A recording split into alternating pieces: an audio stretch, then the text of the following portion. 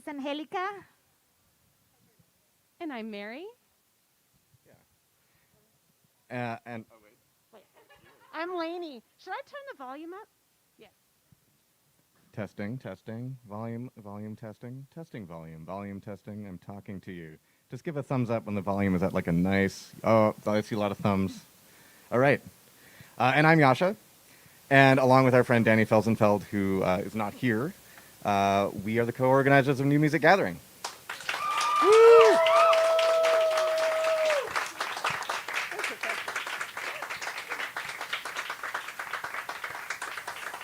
Thank you all for coming out to this festival of, hybrid music makers and thinkers and enablers and creators. We do, as most of you know, maybe all of you know, we go to a different city every year. We are super happy to be in St. Paul this year. Yeah, we love being in the shadow of the ACF offices. That is great. So, and thank you especially for coming out and listening. Cool. So yeah, for this year's gathering, we invited participants to explore the theme of money? With a question mark? Yeah. We've been considering this theme for a long time. With the economic uncertainty in the arts right now, we thought it was an important time to invite folks to raise questions, offer suggestions, and share experiences around this topic. We're hoping that by removing some of the taboos around money discussions, we can encourage creative communities that are stronger, more collaborative, and more sustainable. So this year, our participants are going to share with you such things as video micro-operas, sound walks, outdoor programs, collaborative online audio compositions, live coding pieces, interactive installations, improvisatory and participatory pieces, poetic performances, also music with notes written on paper, and stuff like that. We're thrilled to present around 110 performances over the course of the gathering, both online and here. And we are also very excited to present to you our keynote speaker, Garrett McQueen, coming up very soon. Woo! And also we're very excited for our headliner, it's Queen Drea, who's performing tomorrow. Recap, who are performing on Saturday in Mears Park. And a special video offering from Turning Jewels into Water on the last day of the gathering, Wednesday the 18th.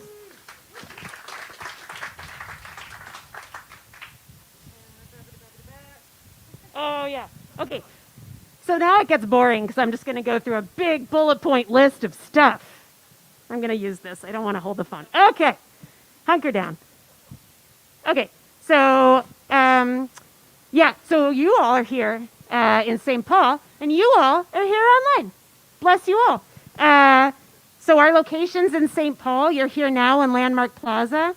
We're here and in the beautiful Landmark Center today and tomorrow. All the stuff is here. And then you can see on the map over there that Yasha made, over in Mears Park and in the fabulous Studio Z on Saturday. And online, we're YouTube all 3 days. YouTube only, all 3 days.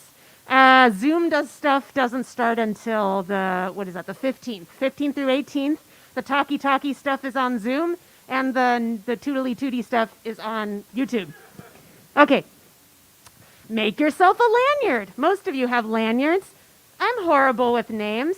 This is my name, and I put how to pronounce it, and I put my pronouns, and I put a star, and a little bit about what I do. I really suggest you do this, even if, a lot of you know a lot of you, but we got it. You might as well.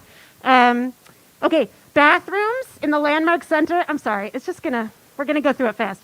Bathrooms, all gender bathrooms are on the 2nd and 5th floor. I believe you still need a key. You still need a key. I'm looking at Vanessa. No, you don't need a key. Keys. You don't need a key. 2nd and 5th floor are the all-gender bathrooms. The nursing room on the 5th floor, I believe you do need a key. So come see me. Or Damien. There's Damien back there. Damien's amazing. Or Vanessa over there, super beautiful. Over there. These beautiful people. Who are helping us do, absolutely everything. They have a special room they've set aside for if you need a nursing quiet space. Okay. All events that happen inside are going to be concurrently live streamed into the tent. So like me and Ryan had a fun time listening to the concert out here in the tent when it sounded amazing on our beautiful speakers. If at any point you just feel, it's weird times, it's pandemic-y times, I feel so wonderful how accommodating and safe all the protocols are inside Landmark Center. But if you just want to get out, stretch your legs, everything is going to be streamed in the tent. So you don't have to miss anything if you want to stay outside. Okay. No mask, no entry to inside stuff. I'm sorry, just Delta, confusing. Who knows? Regardless of vaccination status, no mask, no entry. And we're gonna start taking contact tracing information. Just you never know. But that's so great because you can wear your New Music Gathering branded mask, which is for free right up there on the table. So I mean, you guys actually have fantastic masks. But if y'all want to augment them, double masking is so smart and stylish. You can have the New Music Gathering logo. Okay. Folks speaking in the tent. If you want to be like me and talk super loud through a mask, you're amazing. If you don't want to do that, for people, speaking in like 2 seconds in the tent, we have wipes over there if you want to wipe a microphone before and after. And we have hand sanitizer for all our gooey cooties on the mic. So that's fun. We have large print programs available. If anyone wants a large print, we didn't print out any programs because you have a QR code and you can But if it would help anyone, we have, we have 5 large print programs. So let us know if that would make your life more fun. Okay, new friends. And Harika's going to take us through our new friends. But I just wanted to do a quick shout out for folks who haven't been to New Music Gathering before. New friends is just new friends. It's where you come and you make new friends. I'm super awkward, so I have trouble just talking to people. So we're going to make this awkward situation funnier by having a big circle on the outside and a littler circle on the inside. And just every 3 minutes, we're going to play, a tune and get you to, instantly go to someone else and talk. If you want to have a device like a phone or an iPad or something that has your music on it or anything you're interested in or, that you'd like to share with a new friend, you can have that up. And if you have headphones, bring headphones. You can be plugging into each other's. I don't know. That's my vision. But you have 3 minutes to make new friends. I say you come. Okay, just super quick. If you're joining us online, the Zooms are all going to be webinars, but there's going to be Q&As, all you beautiful online people. So please, please, please make yourself heard in the Q&A. Doesn't even have to be a Q. It could just be a C or a I don't know, a hello, whatever you want to put, really, really, we hope all you online wonderful people all over the place, put a GIF, I don't know, anything. Okay. Giant Squid Group, they're doing a workshop on grant writing called a Grant Writing Glow Up. I cannot be more excited. I kind of want to take a spot for myself. It's where you just show, it's going to be like a master class. So someone is going to put their grant writing language or their proposal to a city or something on the table, and these wonderful people whose job is arts, admin, and advocacy are going to walk through with you how to make your writing language more, I don't want to say better, more communicative? I don't know. Better. So I'm going to take a slot. If you don't take a slot, I believe there are 2 or 3 slots. There's 10 slots, and I think there's 2 or 3 left. So write to us, newmusicgathering@gmail.com, if you're interested in taking one of those spots. Because can you just imagine you go from I don't get grants, but I feel like if I did that, maybe I'd get the grants. Okay. Chat it up during the concerts. Y'all were doing that anyway. But if you're watching on YouTube, I'm looking at you. Camera. Oh, we got a recap! Recap is here! Sorry, I got excited. Yay, recap! Woo! They just flew in from Jersey. They're our glamorous headliners. Sorry, I got distracted. What was I saying? Oh, yeah, if you're watching a concert online, just say, wow, that amazing mallet drop just blew my brain out. What is that? Alina just dropped a G sharp. What? Amazing. Say all this stuff in the chat. Give us community in the chat. I've gone to so many online concerts. That's where I get my joy and community from. Please, please be vocal in the chat. Okay, everyone register.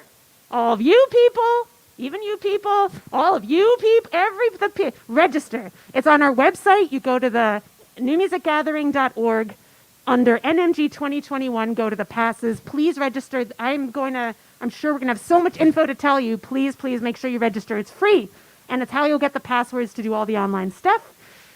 Gather in Gathertown. I'm sorry, this is so long. Gather in Gathertown. Gathertown is a place it's like you're a little Nintendo robot, and you can go talk to each other, and it's like a video chat, but you're also in a cafe. It's super cute. It's really easy. You don't need a login. You just need the password, which you get from registering. So go register, go click. That link is in the schedule. All links for all events are in the schedule where they are placed. So please register and check the website. And then my last thing, I swear, is just what I say every single year, every New Music Gathering. This is fun. This is great.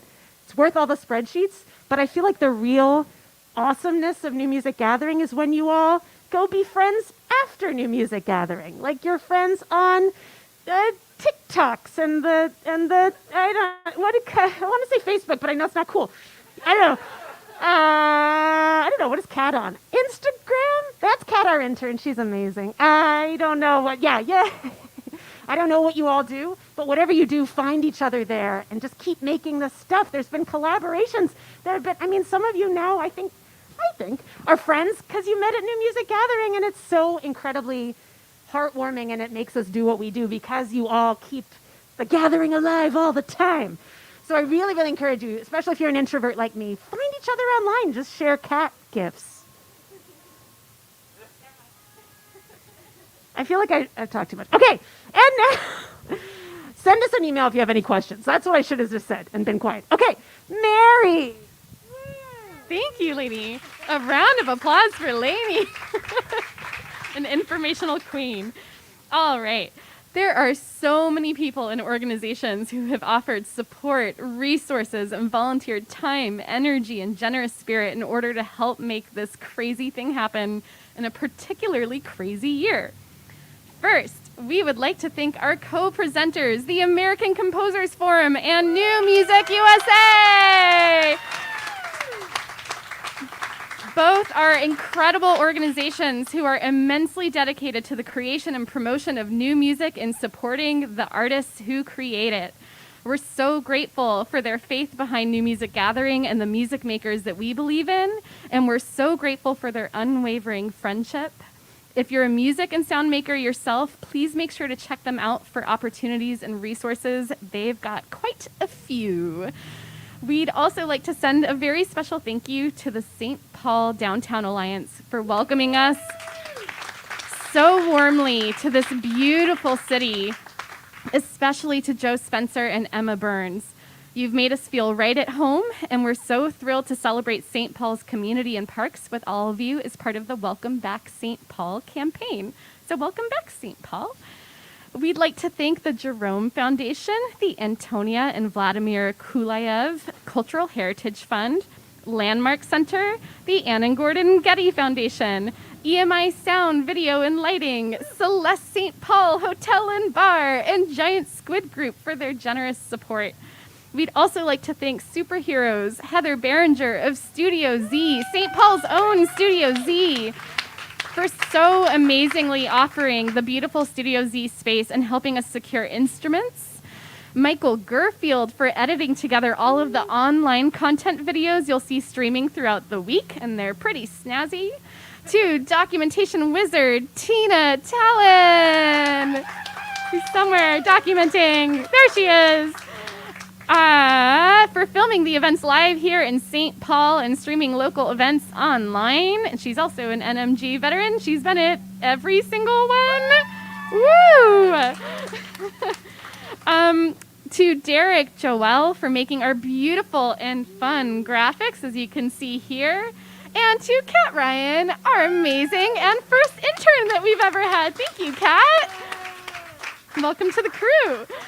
We would especially like to thank the American Composers Forum's CEO and President, Vanessa Rose, and Director of Community and Belonging, Damian Strange,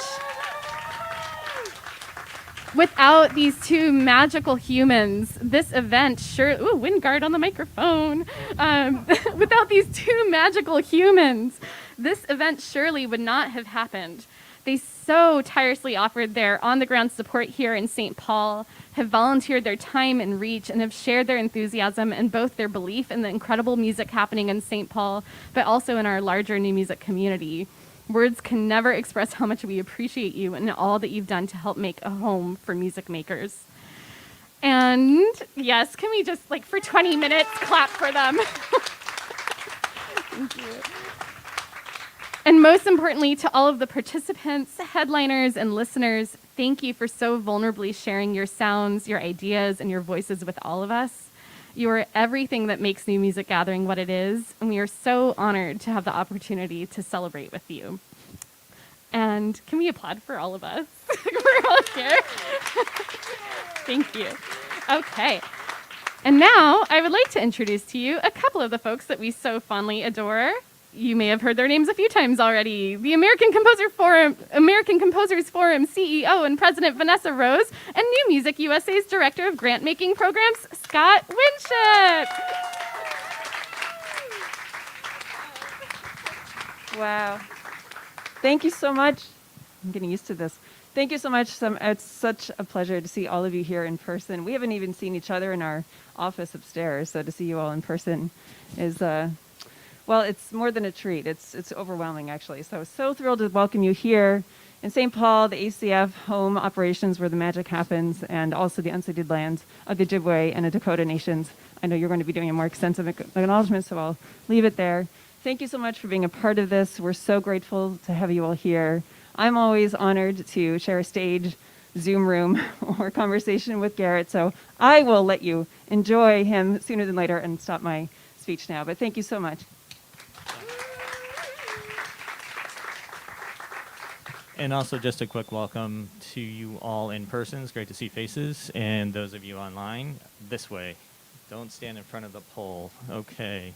Just welcome. I'm so glad to see you all here, and so happy on behalf of New Music USA to help this wonderful magical event, because it is a wonderful magical event. As you all see, if you haven't been to one before, it's amazing. So welcome. And if you don't know about New Music USA, I'll be around and happy to talk to anybody about what we do and what we support. But that's it for me. Thank you. Thank you so much, Scott and Vanessa. And I promise you, I'm the last one before Garrett. So we're very close. In addition to all the extraordinary discussions, performances, and presentations by participants this year, we're also incredibly honored to present our 2021 headlining artists, Queen Drea, Recap Percussion, and Turning Jewels into Water, all of whose music making and actions have so deeply materialized what it truly means to celebrate one's artistic identity and to speak loudly through their music. I'm going to tell you a little bit about each one of them so you get really excited for the next performances we have coming up. Queen Drea is a vocalist, performance, and soundscape artist whose pieces are often conceived under the auspices of improvisational settings, which is where she thrives the most. Queen Drea has created work around depression in the Black community, the loss of Black men's lives in America, and an Afrofuturist operetta, From Black Wombs, about two sisters who have lost their parents in the Revolutionary War against white supremacy. Queen Drea will perform tomorrow at 5 p.m. in the auditorium in Landmark Center, and online you can also see her. Recap Percussion is a percussion quartet from a generation of musicians dedicated to music reflecting the diverse society we live in today. Arlene Acevedo, Alexis Carter, Tiana Sterling, and Aline Vasquez are four musicians from Rahway, New Jersey that have been friends since elementary school. As recent alumni of Mantra Youth Percussion, they formed Recap through music, friendship, and a desire to share stories. Recap will perform this Saturday at 7 p.m. at Mears Park and also online. And our last headliners, Turning Jewels into Water. They're a duo with Haitian-born drummer, DJ, educator, and electronic music artist Val Janti, and Indian-born drummer, composer, and educator Ravish Momin, who make music that comes out of deep reservoir of their of their respective cultural experiences and challenges, mainstream assumptions about global music. They will be featured on Wednesday, next week, Wednesday, August 18th at 8 p.m. online. And now it is my pleasure to share a few words about our amazing 2021 keynote speaker, Garrett McQueen. Garrett McQueen is a bassoonist who has performed as a member of South Arkansas Symphony, Jackson Symphony, American Youth Symphony, Memphis Repertory Orchestra, the Eroica Ensemble, and Knoxville Symphony Orchestra. He's spoken on diversity and equity panels presented by the Gateways Music Festival, the Sphinx Organization, the Kennedy Center's Shift Festival, and others. In addition to working as executive producer and co-host of the amazing podcast Triloquy, Garrett also collaborates with arts organizations as an equity consultant, guest speaker, and curator, and serves on the board of the American Composers Forum as Equity Committee Chair. When we were thinking about our keynote speaker for this year, we wanted someone that would be excited to talk frankly and inspiringly about the challenges and opportunities that face our music-making communities. We strongly felt that the nature of who Garrett is as a musician, a commentator, an advocate, and simply as a human being is exactly the kind of voice that we want to celebrate at New Music Gathering. And we're so grateful that Garrett said yes and accepted our invitation to be with us today. Garrett also happens to be based here in the Twin Cities, and we couldn't be more thrilled to present him.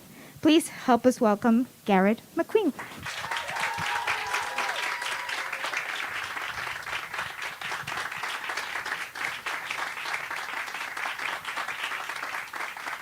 Thank you. Thank you so much. I want to just mirror one of the things that Vanessa said. It's one thing to look into the void of Zoom and, give presentations and do those sorts of things, but really being here in person is a really moving experience. So thank you to every one of you for being here in person, and thanks to everyone who's watching virtually. It really is my honor to be here. The paths toward our various artistic careers have been very different. Some of us started in our elementary or middle school band programs, learning how to read music and to play an instrument for the very first time. For others of us, the journey started maybe a little earlier with string programs or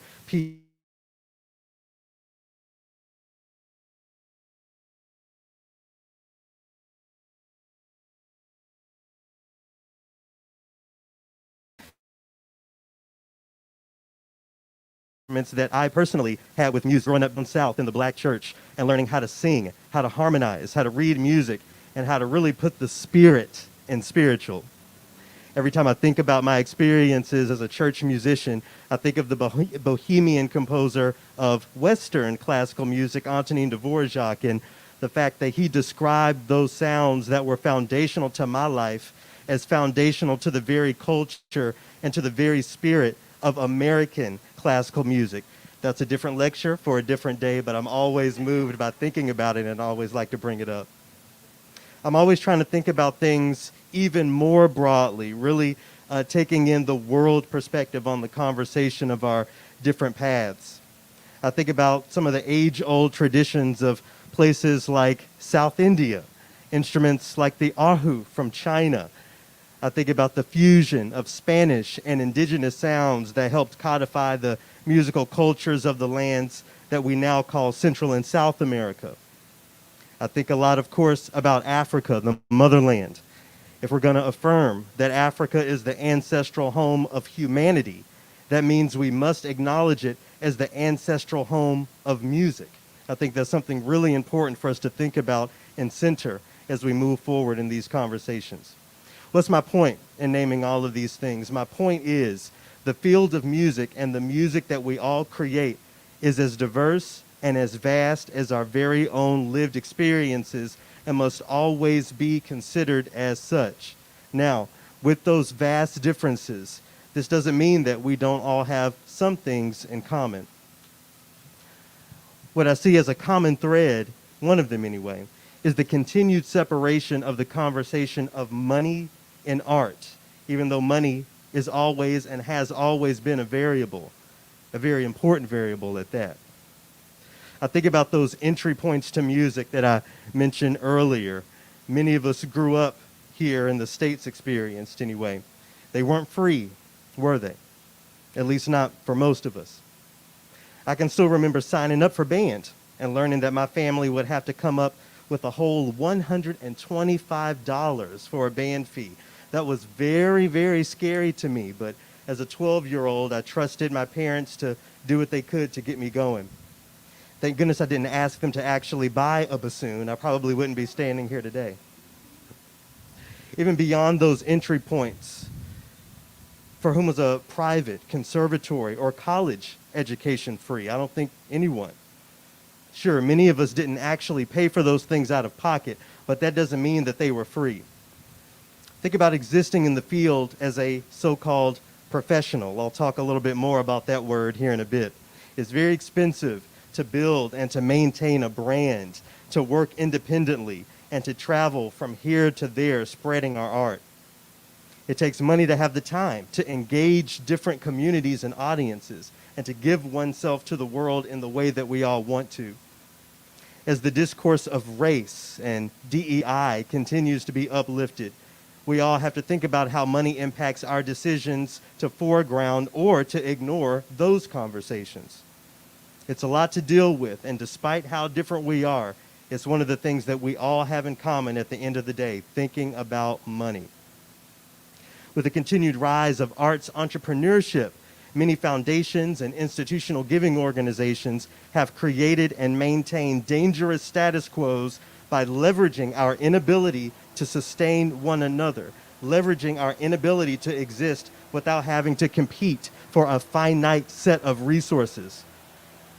I've seen lots of folks in my lines of work describe this idea as the philanthropic industrial complex, or the maintenance of capitalism's winners and losers system by philanthropic organizations. Employment has continued to be a means of silencing narratives by leveraging those paychecks, which in turn empowers socioeconomic barriers to funding through inequitable processes, positioning institutional good guys as a distraction from the potential of what broader and more radical institutional change led by the people could look like. So, we have to ask ourselves questions. As creators, what can we change systemically? What things can we not change? How will a more open approach to the conversation of money inspire a shift in thinking and, moreover, a shift in the arts economy? These are questions that I've been thinking about over the past few weeks in preparation for today's presentation, and questions that I hope you will have your own answers to by the time we're done here. A local artist named Rocky gave me an analogy a few days ago that I want to use here. He says that we shouldn't give and we can't give each other cookies. I'm not going to give you cookies today, but rather I'm going to do my best to talk you through my perspective on proverbial cookie recipes based on my story and the stories, narratives, and music of a few other folks who have inspired me. The idea of having money as an artist has been sensationalized, if you see what I did there, to the point that we too have become a part of the problems that are plaguing the world. Our society applauds the big money that we can grab, but not necessarily the art and the other means to it. In maintaining this as artists, we aren't the benevolent good guys that sit across the room from the bankers, the hedge funders, and capitalist behemoths that we love to villainize. As a community, I think we're closer to becoming one of them if we don't take a critical look at the way we think about our art and its relationship with money. But with our collective creativities, I believe we can be an example to the rest of the world of how communities can be strengthened as close to the ground as possible with continuing to financially survive and create the art that fuels us all. Before I continue, I'd like to acknowledge that this presentation is coming from the ancestral lands of the Wapakuri Sioux, who are a smaller part of the broader Eastern Dakota. I not only acknowledge their ancestral rights to this land, but their contemporary rights to this land. And thinking about land acknowledgements, I also think a lot about how we can do more than just acknowledge. And to that point, I'd like to spend a couple seconds to remind you about what's going on with Line 3. Line 3, if you don't know, especially for the folks not here, Line 3 is a proposed pipeline expansion to bring nearly 1 million barrels of tar sands per day from Alberta, Canada to Superior, Wisconsin. It was proposed in 2014 by Enbridge, a Canadian pipeline company responsible for the largest inland oil spill in the so-called United States. Enbridge seeks to build a new pipeline corridor through untouched wetlands and the treaty territory of Anishinaabe peoples through the Mississippi River headwaters to the shore of Lake Superior. For the sake of their land and out of respect for the people whose land it belongs to, I encourage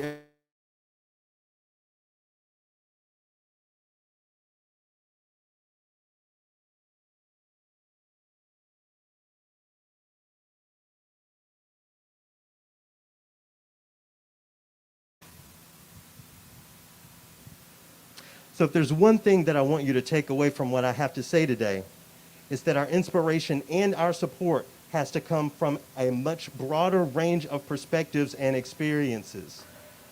I don't currently work primarily as a musician, but I have worked as a musician, so I know how easy it is for us to siphon ourselves into our respective communities. It's easy to fall into the birds of a feather system, if you will, but I think musicians and music makers specifically are behind the curve in this regard. We have to spread out our awareness towards spreading out our messages, our art, and the impact that can go both ways. Think about how the outside perspective is a part of our musical development. We don't go into a practice room, set the timer, and walk out a musician in 3 to 7 years. We have collaborations. We have teachers and mentors who listen to what we're doing and offer advice. Think about how much more there could be if we applied that concept to the way we live life in general, even the way we create our art. To that point, I draw inspiration and support from as many corners of the artistic ecosystem as I can for the sake of the art, the things that I create. Today I'm going to give you a sample of how I applied that idea using different forms of artistic expression and popular culture as the goalposts for today's conversation, starting with a quote from one of my favorite movies. I say one of because I have many favorites. Just in case you're curious, it's also Kill Bill, Django, and The Shining, a few others, but The Matrix is way up there. I'm moved by this excerpt actually from The Matrix Part 2 because it reminds me of looking toward the future, imagining what we can create for each other. In this scene, Morpheus says, "Believe me when I say we have a difficult time ahead of us. But if we are to be prepared for it, we must shed our fear of it. I stand here before you now truthfully unafraid. Why? Because I believe something you do not know. I stand here without fear because I remember that which matters most. We are still here." Think about that. Think about everyone who is not here. Some of our family members, some of our friends who didn't survive this past year. We are still here, and that means we have a responsibility. Changing systems has never been easy. It wasn't easy for the people of Zion, and it won't be easy for us. We definitely have a difficult and very uncomfortable road ahead of us if we're going to reframe the ways we think about the relationship between art and music. But at the end of the day, what's keeping us from even having these conversations, I think it's fear. Fear binds us. It's a human emotion that none of us should be ashamed to feel or acknowledge when it comes to our financial lives. I couldn't imagine working independently once upon a time. It's a reality that really scared me for a long time, not having a job, the idea of not having a financial overseer to provide for me just enough money to stay with an organization, but not enough to move on when I was ready. Now it's hard for me to imagine not being free. This isn't to say that I have a lot of money. I very much need the fee I'm collecting from this presentation, trust me. And I'll share with you a bit of my journey to that extent as well in a bit. But through my work and outspokenness on issues of race and social change, I've often been platformed as some sort of guru, a Morpheus, if you will. And while I'll accept the honor of being considered as such, someone whose work is to free minds, if you will, I'm really no smarter or more talented or more creative than anyone else. I simply have a vision of a world and an arts ecosystem that doesn't yet exist. We all have stories of struggle and challenge and hardship. If you don't, then you especially have some work to do in helping the rest of us create a different arts economy. It's definitely been a continued journey and challenge for me, the biggest challenge of my life by far. And I've even won an orchestral audition, so that's saying something. But like the people of Zion and like you, I'm still here. It's what affirms my present and what affirms my hopes for the future for all of us. The more I think about being able to see into the future, the more I think that it requires that we really see the present, especially our present selves. When I ask myself, who is Garrett McQueen? I instantly went to the theme of one of my favorite animated shows, content that I first read in the Sunday newspapers as a little kid down in Memphis. Every generation has a black character who is woke, as we say, a character really centered in black liberation. If you remember the show Good Times, Michael is a great example of that sort of character, if you remember. I'm also thinking of Oswald Bates from In Living Color, a more in-jest idea of the concept, but another great example. Well, for me, I consider my generation's woke fictional character Huey Freeman from the Boondocks. So I pictured him here and included the lyrics of the animated show as a jumping off point for me to think about who are we? Who am I? Asheru, the composer of these lyrics, writes, I am the stone that the builder refused. I am the visual, the inspiration that made Lady sing the blues. I'm the spark that makes your idea bright, the same spark that lights the dark so that you can tell your left from your right. I am the ballot in your box, the bullet in your gun, the inner glow that lets you know to call your brother son. I am the story that just begun, the promise of what's to come, and I'm gonna remain a soldier till the war is won. These words continue to inspire me and help me think about the most effective ways to tell my story as it relates to today's subject of money. So, who is Garrett McQueen? He's a bassoonist. But first of all, why? Why is he a bassoonist? Well, it was the instrument that I knew my parents wouldn't have to pay for. Although I think if they knew about reeds back then, they might have bought me that flute I wanted. From the very beginning of my instrumental journey, considering cost was a part of the equation, even for a 12-year-old. That's a reality that shouldn't have to be. Garrett is an outcast, certainly in some regards today, but even way back when.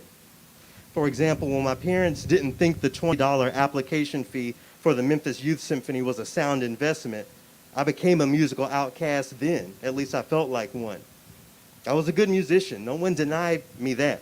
People knew that I was among the best in my class and in my community, but I couldn't manifest it outside of my band room in most cases. We have to think about situations like these when we place financial requirements on parents who don't have the ability or insight to see the value of this type of education. Garrett is a scholarship and fellowship recipient.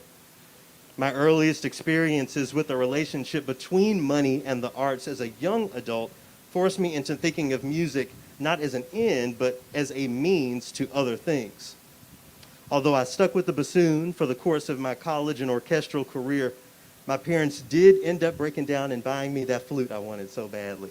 I used it to earn a scholarship to a summer session at a school called Phillips Exeter, and my musicianship on the bassoon was how I was able to receive an undergraduate education and also to go to graduate school. Working hard, and I mean really working hard, 3 jobs at one point plus school led me to getting a bassoon of my own and eventually an entry into the orchestral field.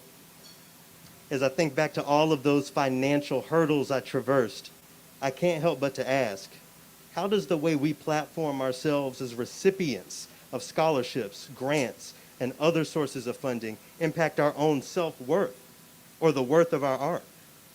Are we not the artists we are before we receive those things? Do we always have to prove ourselves to those who have more financial power than we do? Should we have to prove ourselves to them? Questions I'll let you think about as I continue.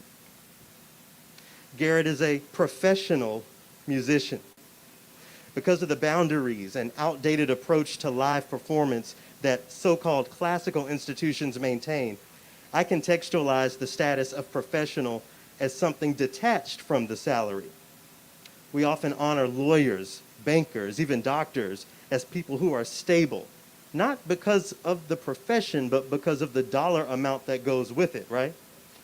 Well, in the orchestral field, at least for me, getting a job, any job, was, and to some degree still is, treated as a status symbol of having worked really hard and demonstrating a level of expertise that others may not have, at least not at that audition on that day. It's certainly how I thought of it. Money wasn't even a consideration.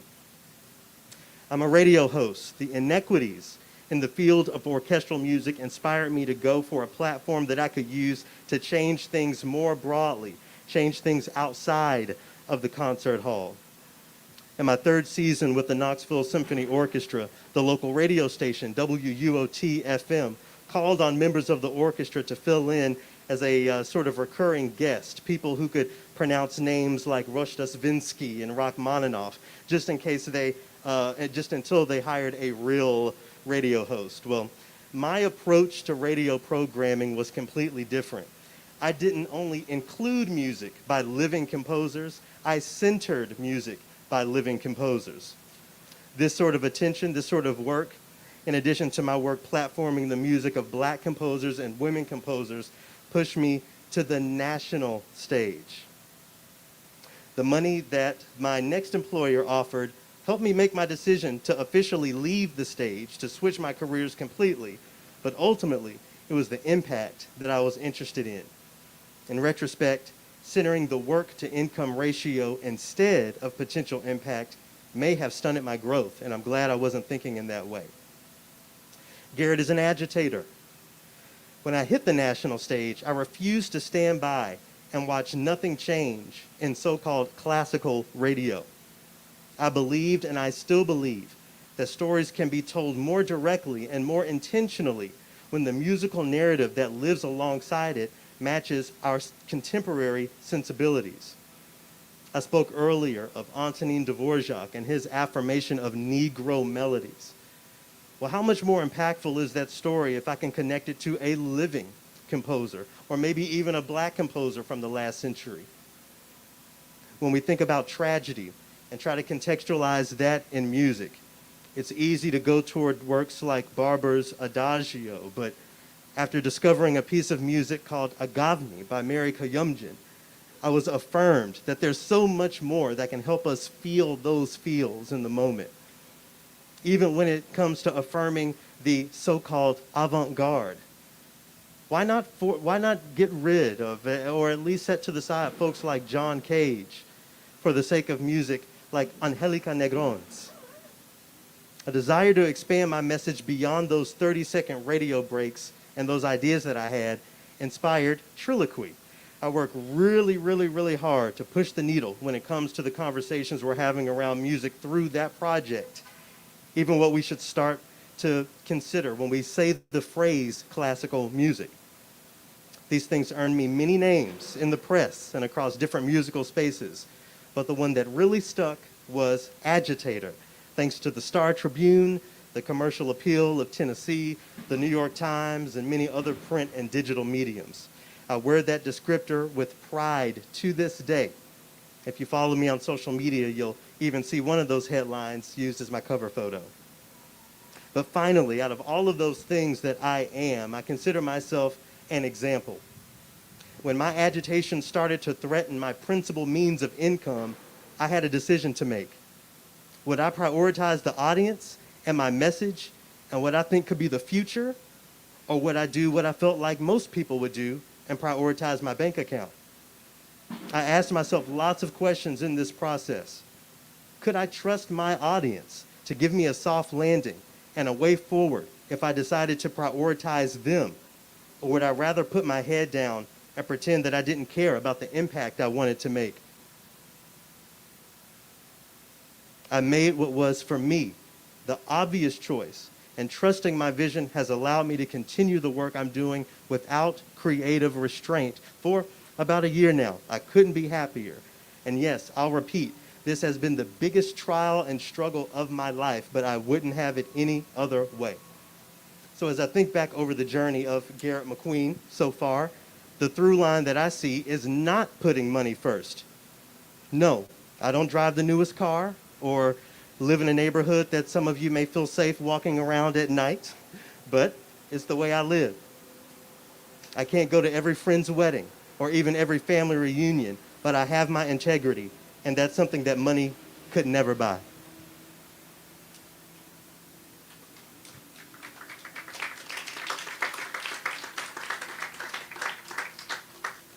I wanted to continue now by fusing my story and inspirations with the conversation of money as I've seen it from one of my biggest role models.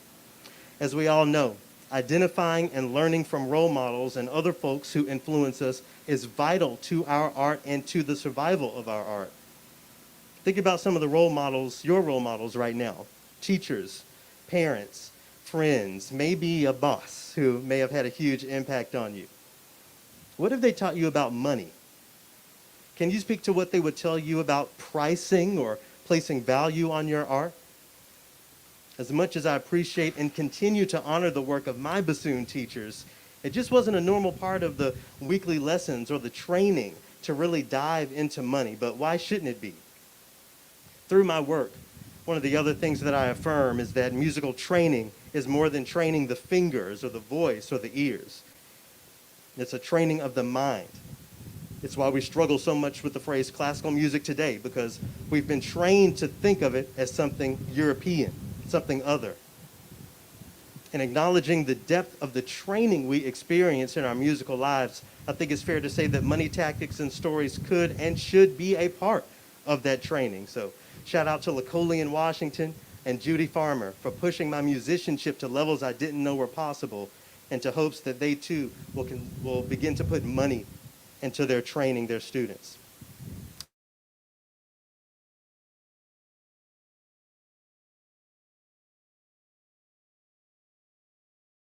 To name Joe Budden.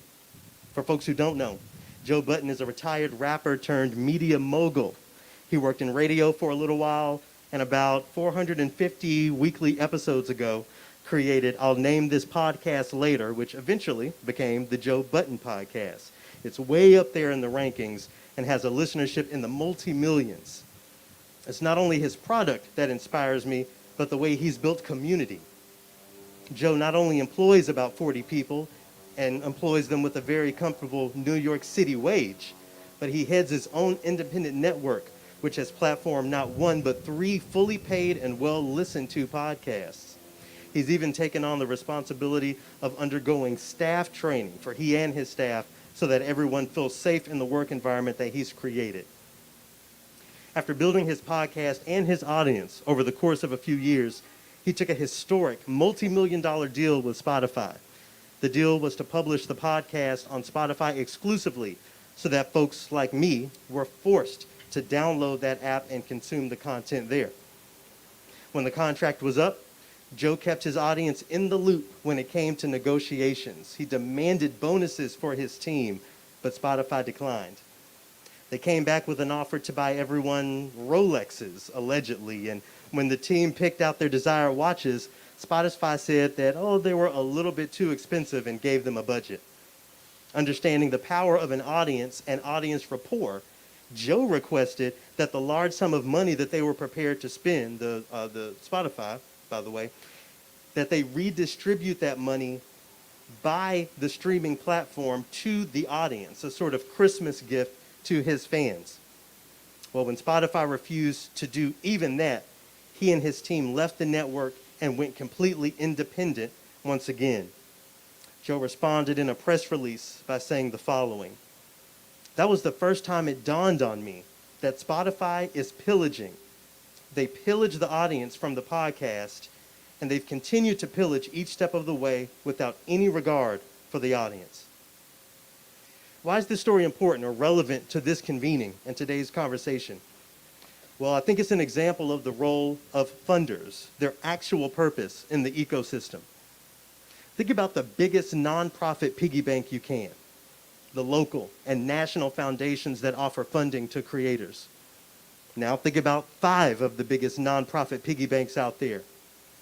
What is the impact that they could have by supporting the people directly, by setting up funding structures that prioritize the giving of funds instead of the retention and growth of endowments. While we all appreciate and owe some sort of thanks to the various funding organizations that have helped our own projects continue, it's hard to deny how the rules of the game are built to maintain those endowments in perpetuity. Why aren't more of us questioning this? Should this be the case? I know that there are some folks listening today who represent some of these organizations. Are the abilities of your well-paid and highly platformed development officers limited to what you can guarantee for your organization to still be here for the next 30 or 50 or 100 years? Do you understand that most artists do not have the luxury of operating that way? We don't have the luxury of knowing that we will have the ability to sustain ourselves for the rest of our lives. I challenge you to challenge yourselves and to consider what it might look like to spend much larger percentages of your endowments for the sake of the people and communities you allege to serve. I know that a lot of people consider it inappropriate or unrealistic to compare a large for-profit music behemoth like Spotify to a small, medium, or even large nonprofit foundation. But I think there's a through line that we all have to consider when we're looking for funding. Being a part of, again, what people call this philanthropic industrial complex is doing our part to perpetuate broader financial structures that maintain the winners and the losers capitalist system. On the small individual scale of applying for arts funding, I think we can all speak to being losers, the folks who didn't get the grant or fellowship. Our various privileges keep us from understanding the largest impacts of these structures, but that doesn't mean we can't raise our levels of awareness and at least try to build our art-fueled finances in different ways. We have to think about the systems that maintain the organizations who we look to for funding. Otherwise, we may unknowingly be helping things like Line 3 that I mentioned earlier, or again, solidifying oppressive capitalist structures as perpetuated by philanthropic organizations. Before I get into Joe's solution to his issue, a solution that continues to inspire the way I move financially, I want to ask, how much would it cost for you to sell your entire catalog today? What about your entire future catalog? How much would it cost for you to sell your innate artistry itself? I don't know about you, but there's no price that I could ever put on my goddess-given talents. If we're going to allege that these things are priceless, can we not affirm the same for every single project, composition, or initiative we create? Now, just because we can't actually put an objective price on ourselves, on the fruits of our minds, at least I can't, it doesn't mean that other people can't or won't. In building audience trust and rapport over the years, Joe Budden knew that if he took his project to a completely private, listener-funded platform, he would still be successful. So that's what he did. He took his brand to Patreon, and as far as I can see, he's stronger than ever, and the team has even grown. I had the pleasure of being featured on his sister show, so I can definitely speak to his and his team's growing success by building the audience that could sustain them. What I've learned from this, and what I think we all can learn from this, is that money, to a degree, will follow the most genuine and authentic of artistic expressions. If people really love you and really love your work, the most loyal of them will help you and your work survive. I'm not saying that everyone can create a multi-million-dollar living from Patreon or any other internet platform, but if we scale the broadest appeal and relevance of our work to those high dollar amounts, I think there's a balance that can be found that just might sustain more of us if we really paid attention to the ways in which our audiences consume and appreciate our work. Again, to one of my previous points, if musicians like you and me start to think about inspiration and audience more broadly, the potential and the benefit can grow with it. Now, with that said, it's easy to fall into the converse, pandering to people inauthentically. It creates a situation where our work isn't actually our most genuine work for the sake of broad appeal and for money. This is where I think about the concept of barriers for audiences and barriers to audiences. I paid Joe Budden, in addition to about 6 other creators, a premium of $25 a month. I know, as he knows, that this can be a barrier for audiences. What I think can be a barrier to audiences, though, is providing something that isn't authentically you for the sake of institutional funding, professional or social proximity, or clout, as many people say. I'll make my point clear. In looking to our audiences for funding, we have to make sure that we balance what is a barrier for them to engage us, as well as what creates barriers for us to engage them. Offering a product that isn't authentic is something I consider one of the barriers to our art. As creators, the better we get at identifying and serving our own unique audiences, the better we can get at offering a product that they want to support. I think step one is practicing and performing our own values and beliefs to the highest levels of authentic self as possible. Not only have I been lucky enough to personally experience some of this through Triloquy, I'm constantly being invited to speak, curate, and offer insight to different organizations by way of the audience that I've built. I could even trace this gig of mine to my very niche but very loyal audience and musical community. The overall point here, don't undervalue yourself by undervaluing or decentering the audience that you could benefit from. Begging a multi-million-dollar institution for funding is a tried and true way to make the money work. But at the end of the day, these organizations will only give enough to maintain an artsy economy of haves and have-nots, winners and losers. That is, unless those of you in positions of power start to interrogate the so-called philanthropic industrial complex and consider a more philanthropic path forward.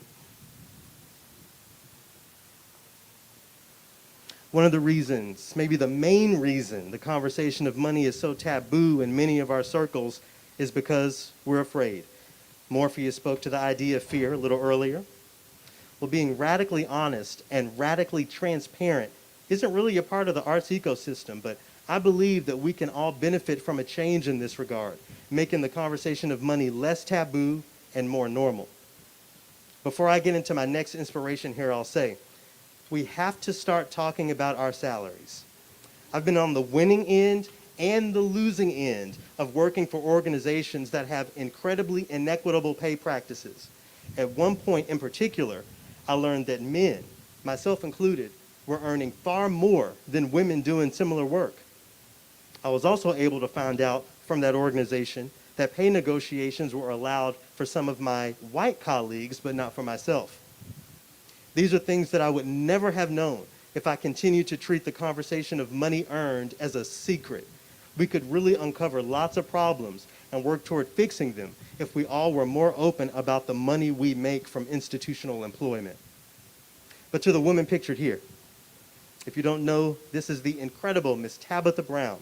She's an entrepreneur from the world of the culinary arts who has inspired countless people, from creators to aspiring actors and, of course, chefs and even home cooks. A few months back, she found herself in the middle of a little drama. The talk show host, Wendy Williams, still reeling from her messy divorce, warned Tabitha that being the primary breadwinner in a home where a husband who is there and isn't working can bite you in the if you're not careful. While Wendy's opinion based on lived experience is valid to a degree, Tabitha Brown refused to remain silent and brought the conversation to the front. She's quoted as saying in response, 23 years I've been with my husband, broke for a very long time together, struggled for a very long time together, succeeded for the last couple years together. I was his dog in the fight and he believed in me and we did it together. First of all, not everyone would have responded because too many of us see social media discourse as unprofessional or insignificant. This is definitely something that we have to change. But to this story specifically, not everyone would be willing to be that honest in an open forum. Maybe for some people, a woman supporting her husband is still taboo, but her radical honesty and unwillingness to let things slide is a great example to how we can all destigmatize systems by speaking to our financial truth in a radically honest way. Tabitha Brown, of course, is an entrepreneur beyond the culinary arts. Maybe you've listened to some of her Audible stories. I suggest you do if you haven't. In that work, she affirms the vulnerability needed to create and sustain that sort of artistic expression. She says, yes, Every person has a story. Storytelling, now that's an art form, one born in absorbing your surroundings, colorful transparency, and the deliverance of soul. Think about the most engaging, the most tragic, or the most triumphant story that you could tell about your financial life. Is it compelling enough to turn into art or to transform into something that others can benefit from? Would the story inspire people to support the diversity of your artistic output? We all have a story to tell, and while we must always acknowledge and affirm our extreme financial privilege to even operate in spaces like these, especially on a global scale, telling our honest stories could be huge for a future arts economy. I described myself earlier as an example, right? So I'll practice some honesty for you now as it pertains to my financial story. When I was fired from my job, I received about $10,000 in donations to start my independent work. As we all know, $10,000 is a large sum, but it dissipates quickly. I've had to do lots of hustling to make sure I can continue to eat and pay my rent of $1,500 a month, plus all of my other bills, including my $500 monthly project budget and $250 monthly giving budget. In the spirit of radical honesty and transparency, I'll also tell you, I'm being paid $1,000 to speak with you here today, which most of it is going toward my rent. August has been a relatively challenging financial month, but we're making it just fine. But to that, if you have a few dollars to contribute to this leg of arts and arts activism, feel free to visit triloquy.org and click the donate button. If we're going to change the arts economy, we have to have not only an open mind, but an open hand.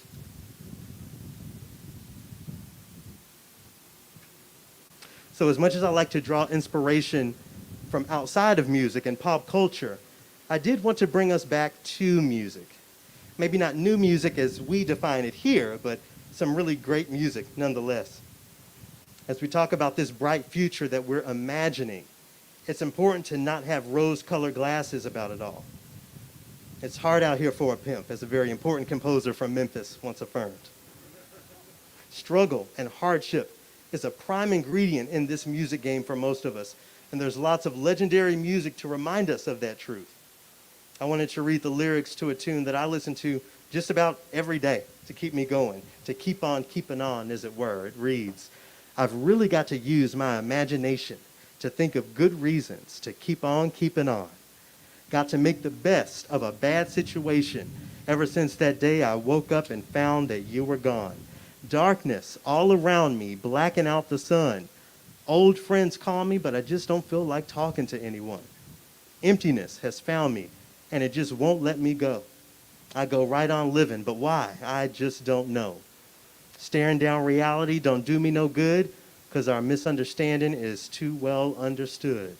Such a sad, sad season when a good love dies. Not a day goes by when I don't realize I've really got to use my imagination."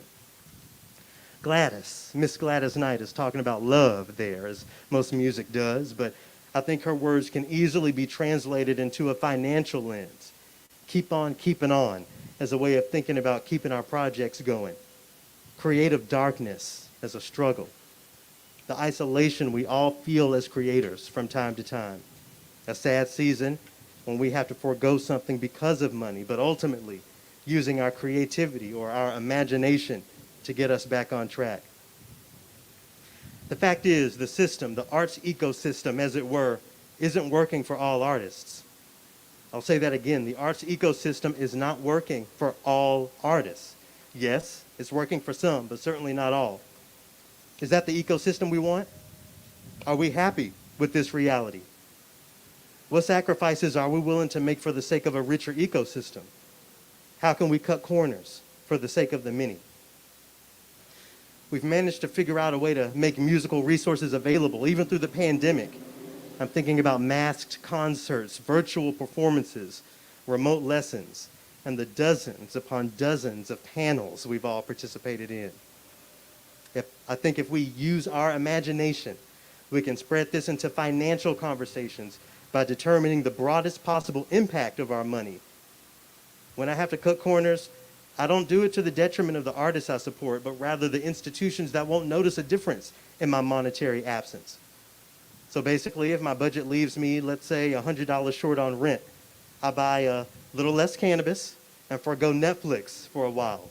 I don't take away from the people I support unless it is absolutely necessary, and thankfully, it has never been absolutely necessary. Even when money isn't the main part of the conversation, I have a talk studio that I donate to people, performances that I'll offer at a lower rate to individuals, not institutions, but individuals, and just giving my time. I spend about 15 to 20 hours a week working pro bono for the Black Opera Alliance and making the money work. We got to look to the future as well and offer what we can when and where we can. Now, I'm not saying give all of your things away for free, but what I am saying is that the closer we are to the ground, to the individual people who create the things we appreciate and consume, the gentler I think we can be with each other if we're able to be. The big boxes aren't gentle with us at all. We have to be that for each other. An excellent example of equity.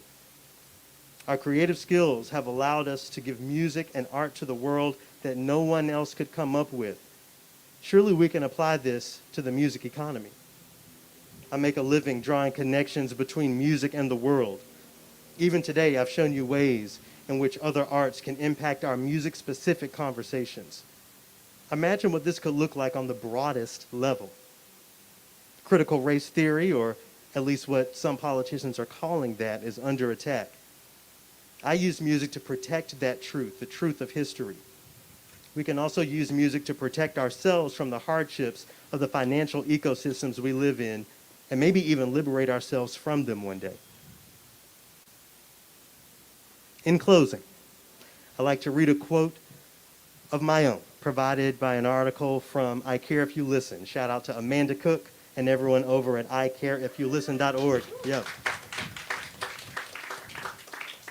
It says here, or rather I say, one of the most important things I've learned since the start of my career is that no matter what, you have to try. Music schools do a great job of making this point when it comes to auditions, but giving something a try that seems a little left field or out of the box is what's led many musicians toward a really dynamic career off the stage, myself included. I consider what I've done today as just that, trying.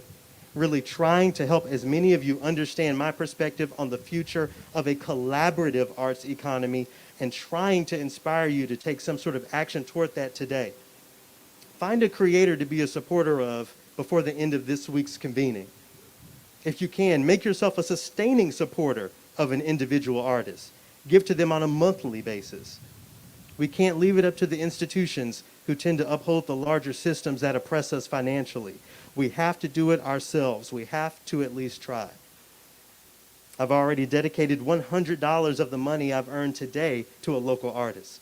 Let's multiply that by however many of you are here and however many of you are listening online, and really put action behind this week's theme, making money and making music. Thank you so much for your time. Thank you for participating in this year's New Music Gathering, and thank you for using your imagination for the sake of new music, new art, and a new arts economy. To freedom. Thank you.